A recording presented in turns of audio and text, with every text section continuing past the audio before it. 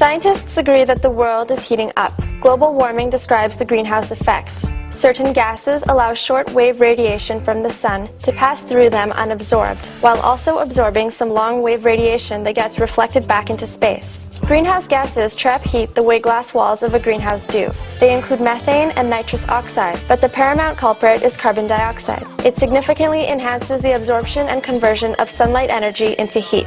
For thousands of years, emissions of greenhouse gases to the atmosphere have been well balanced by the amount of greenhouse gases that get naturally absorbed. These conditions have allowed human civilization to develop within a consistent climate. Photosynthesis enriches the planet with oxygen, as plants and algae and other organisms suck up CO2 from the air. Special clay minerals have also absorbed oxygen-consuming compounds into the sea floor. Volcanic eruptions emit particles that cool the Earth's surface, but only briefly, thus temporarily masking the full effect of CO2.